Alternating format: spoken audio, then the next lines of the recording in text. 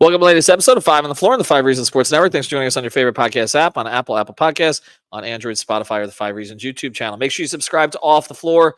If you weren't subscribed to Off the Floor tonight, you probably didn't know what was going on in the scrimmage because we posted videos, updates, thoughts, everything on Off the Floor. That's where we're putting most of this stuff now.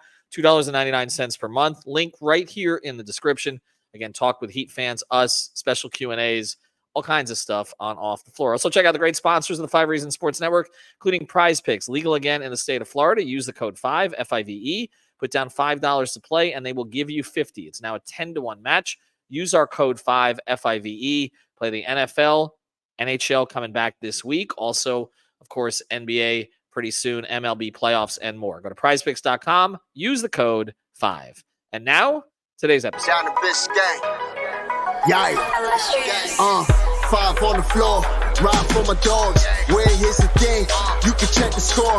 Hustle hard, couple scars, wearing bubble frauds. Just like Butler said, you in trouble, y'all. Kept the floor playing, got it all banned. Y'all seen the block, stop with one hand. And Pat we trust, it's power, have the guts. We're here to bring the heat, y'all can hang it up. Welcome to 5 on the Floor, a daily insider show on the Miami Heat and the NBA, featuring Ethan Skolnick, Greg Sylvander, and Alex Toledo, plus others from the 5 Reasons Sports Network. Welcome back to 5 on the Floor. We're here at Kaseya Center, where the Miami Heat played the Miami Heat tonight. Red, white, and pink scrimmage. Of course, this is an annual event down here at the arena to benefit breast cancer research. We also did a video. You can check that out on the YouTube channel. Also, check out all the interviews we've done with players of late. They're here on the podcast feed. We'll get to everything that happened here in the scrimmage today. I've got Brady Hawk. You can follow him at Brady Hawk 305. Alex Toledo, you can find him at Tropical Blanket. There were no player interviews after today's game, just Eric Spoelstra, because the team is trying to get out of town. They're playing in Charlotte. They come back for another game on Thursday, but of course the storm is coming, and so they wanted to leave. We weren't even quite sure they were going to play that preseason game, but it appears that they will. So everybody stay safe out there. We're going to break this into two parts tonight. Again, the scrimmage, not a whole lot of defenses being played, so you can just kind of get a sense of how players might add something with their particular skill set. Let's start with the veterans, and first the guys who did not play. Josh Richardson still coming back from a shoulder injury, for shoulder surgery. I did watch him in the Bahamas. He looked pretty fluid with the shot. I don't think he's that far away, but they're going to be careful with it. The two guys that raise a little bit more concern, particularly one of them because of the history, both Tyler Hero and Jaime Jaquez Jr. missed the scrimmage tonight, and they're not going to be playing in the first preseason game because of groin injuries. Jaquez went and got an MRI. Hero did not get an MRI, but was characterized by Heat PR and also then by Eric Spoelstra as nothing serious. So even Spoelstra even came out and said, I know what the headlines are going to be. But anyway, at this point, no reason to panic on this. Jimmy Butler did play. Didn't really notice him a lot. He played 12 minutes, no shot attempts, 1 rebound, 1 assist. And as Brady said, he was a +5. So if that matters to you, he was here. We'll take it. This is not really his form. But let's get to the guy that I think everybody is going to be talking about from the returning players, and that's Bam. And the big number here is, and I'm looking because did he play on both teams? No, he did not. So some of the guys played on one team and then the other team. Of course, the lineup switch, the rotation switch, and all that. Bam played 19 minutes. He was 7 of 15 from the floor, but the big number, 5 of 11 from 3.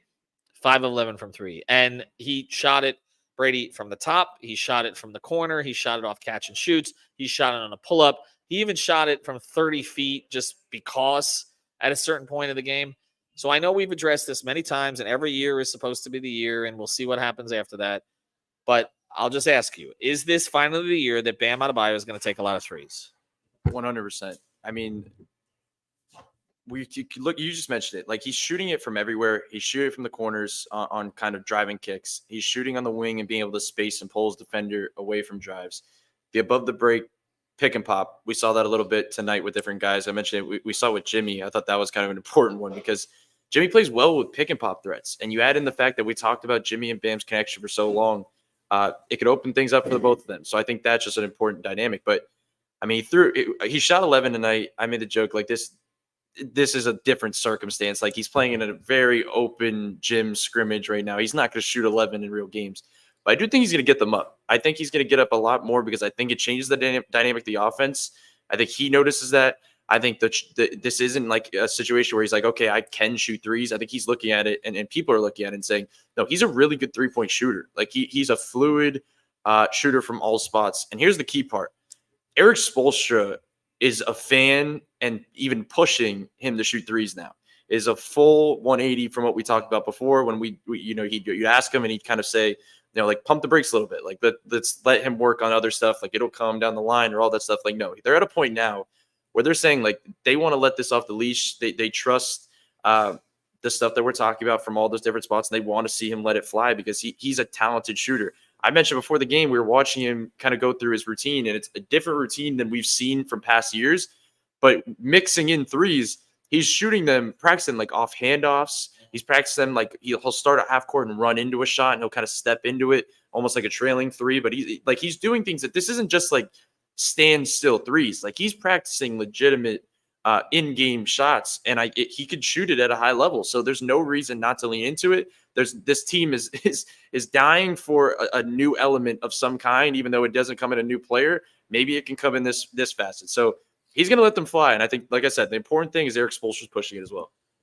Well, the other thing I think people are going to notice out of tonight, and I do agree that Bam's going to shoot more this year. I would put the over-under at 2 attempts per game. I think those who are saying he's going to shoot 3, 4, 5, I think are getting ahead of themselves a little bit. Remember, Jimmy shot 1.4 last year attempts. I think Bam will exceed that, but I don't think it's going to be by a huge number. But I think the fact that they're in different spots of the floor, and it seems to have Spoelstra's endorsement to a certain degree. And I think the other thing that may lead to this is Bam's good at some things offensively, particularly when he can get in rhythm from the foul line. But I don't think there's one thing that defenses are going to be like, okay, we need to take that away, so we're going to give him the 3. I think they're going to guard him equally in all spots because, again, he hasn't become a dominant. I guess, we hoped he would, but he hasn't become a dominant low post player or anything like that. So, again, I think that defenses are going to just try to honor everything about equally. And, again, that may open up other things for Bam on the drive if teams are actually going to pressure him out at the three-point line. Alex, I want to get to the starting lineup tonight because, again, they swap out the lineups. They even swap out the teams.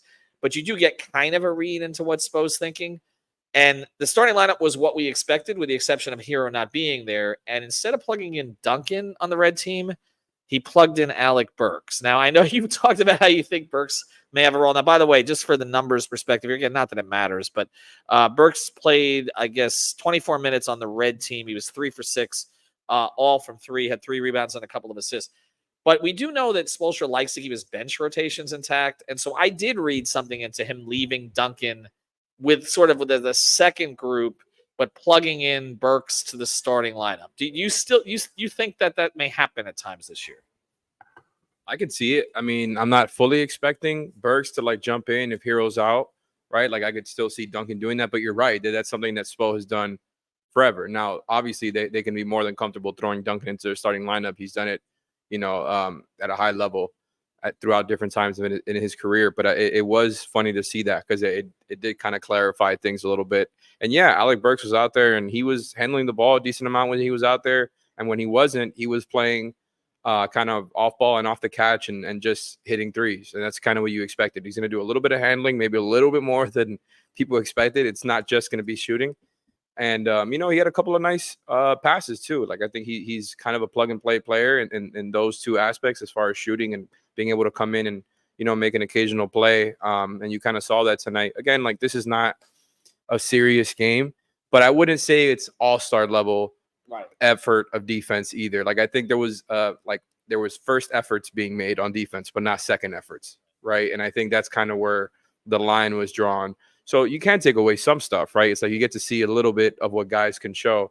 But Burks is somebody who I think is probably going to be in their rotation just because of the way that their roster stands right now, and is somebody who the Heat can definitely use in their offense.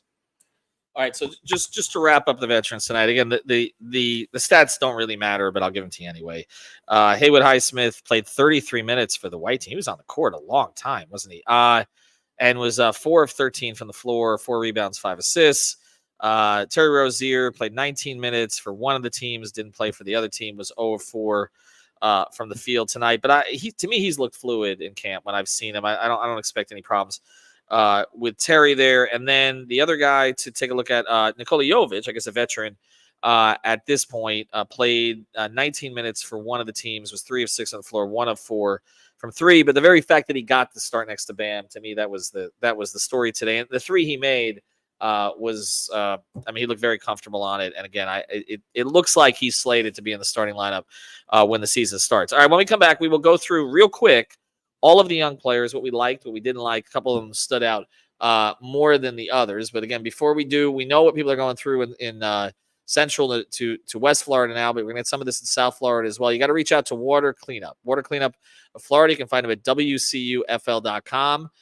We know Michael Robert and the team, they've actually been up in Tampa, Sarasota recently, Bradenton, all of those areas to help clean out from the last storm. Now we've got another storm.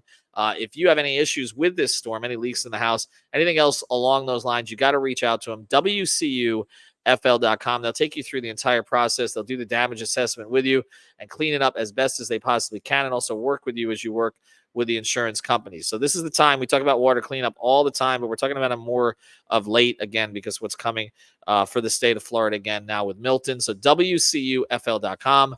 If you've got the schmutz, they got the guts. All right, let's go through some of the young players here. And we just did the podcast with the Arizona guys. And I said, like, there's always one guy who kind of jumps out to me in camp, and I'm just like, wait a second, that guy's going to find a way to play. Tonight, Pel Larsson in 34 minutes, 10 of 16 from the floor. That include 9 of 10 from 2. Now, again, the interior defense in this game, not what he's going to be seeing if he gets minutes in the regular season. He's 1 of 6 from 3. That is something we talked about during Summer League, that the three-point shot hadn't quite come along for him yet. We had 4 rebounds, 9 assists, and I know you love single game plus minus, Alex. I'll give it to you in a scrimmage. He was plus 12, which was the best of anybody who played today. But it looked like it to me. Like he just, again, knows. We talked about him and his desire for sort of contact, how he plays off of contact. He looks for contact. But then he also moves to avoid contact in a good way in terms of the cutting, playing off the ball. And then you also mix in the other guy from Arizona, who really sort of popped in the second half during one particular sequence. But Keshad Johnson ended up playing between the two teams tonight, 31 minutes, and he was, I guess, 9 of 13 from the floor, had some highlight dunks and some other plays there.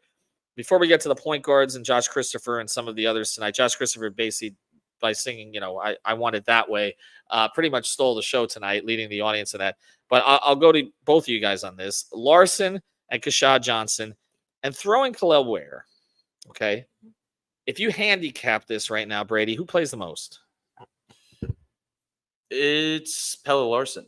It's 100% Pel Larsson to me. And there's key things I'll start with what Spo was talking about after the game. Because he mentioned plug and play when you asked him about Pel Larsson. And the first thing that I think about is, like, there's multiple players in this team that I could see getting ruled out of a game and Pel Larsson playing their role. Like, he could step in and play, some point guard minutes if need be off the bench. There's a position where he could kind of step in and be that just spot up shooter. He plays perfectly in, like, the Caleb Jaime role, where he's kind of just the do-it-all Swiss Army knife on both sides of the floor. And I just go down the line and I'm like, it's gonna be really tough for them not to play him. Some of the stuff he was doing in this game, like, once again, it's a scrimmage. But you could tell there's things that are 100% will translate over. Like, it's the stuff where he's hitting the offensive glass and getting tip-ins. It's the fact that he's always moving. Like, at all times, he is moving. If it's rising up to the wing to, like, create space, if it's back cutting, it's all that stuff.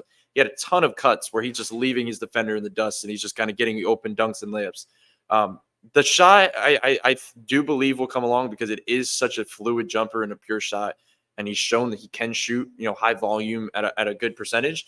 I think it's just about getting comfortable and finding his role, because we're talking about him doing all these things. It's tough for a young guy, like, to do all these things and worry about getting high volume, high percentage shooting.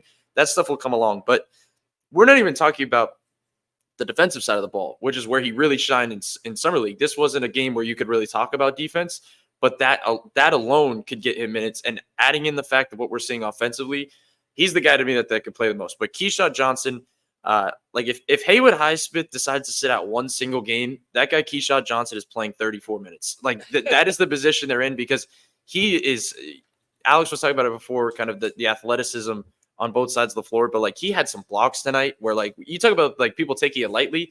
Keshad Johnson was not taking it lightly. Like, he was playing hard. He was rising up for blocks.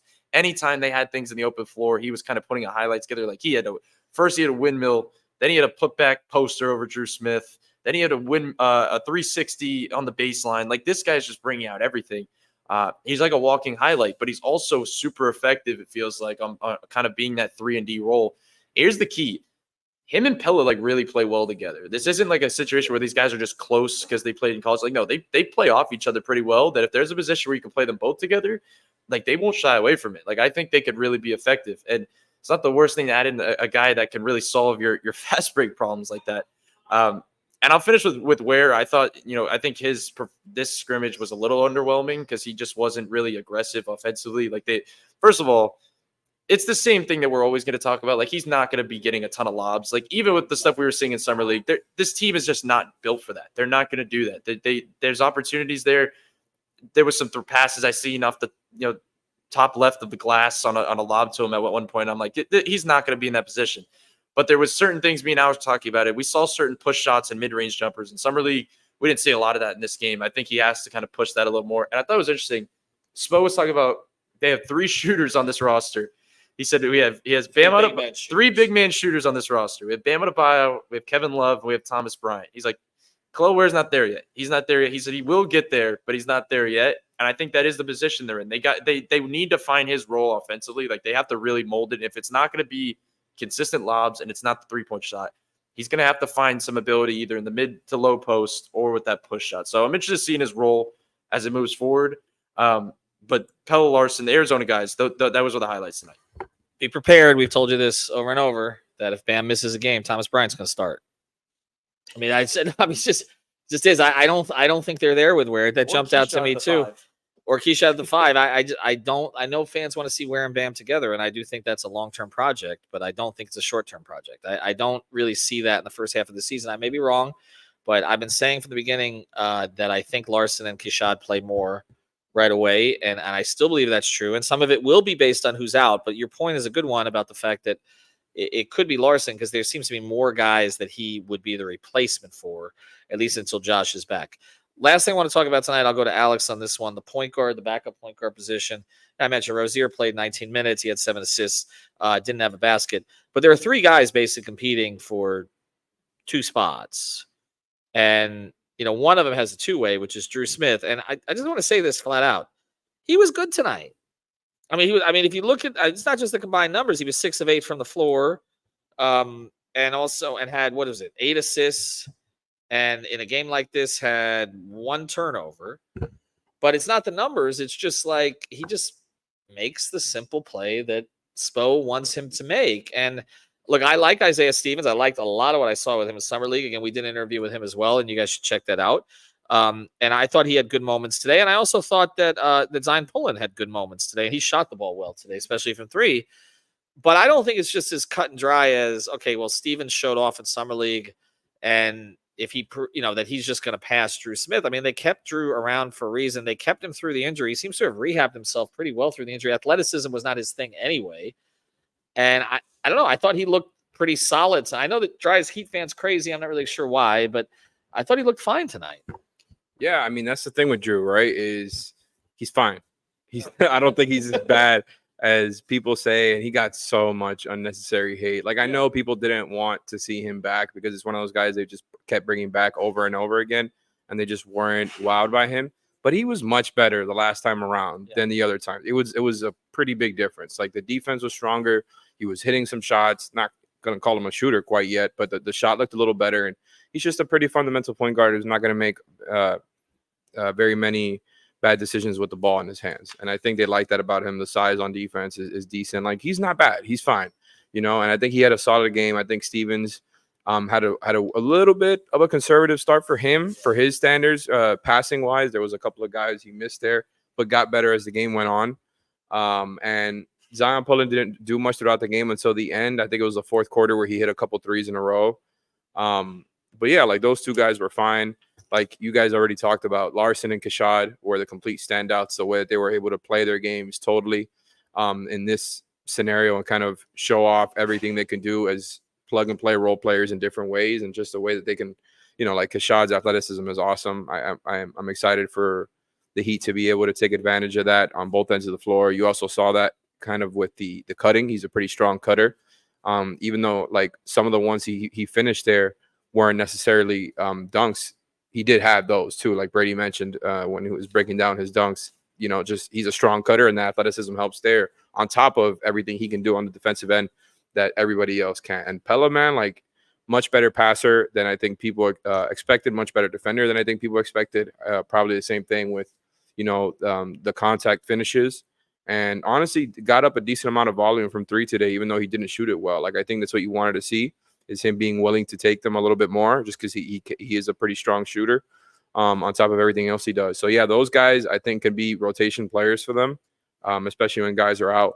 But, yeah, like I think, maybe get ready for Drew Smith staying with that two-way. I'm not going to say that only because of tonight, but it was always a possibility, right? Like, he just got so much of a better frame on defense to be able to compete on that end versus NBA guys. When Isaiah Stevens, even though he really tries to hound guys, he's really small. Like, it's a big difference between them two on that end just because of the frame. So, good for them. I think Zion Pullen is kind of behind there. I had higher hopes for him just because he kind of has that too, as far as it being like a big guard and having that frame to be a 3-and-D role player. I just haven't seen it much from him.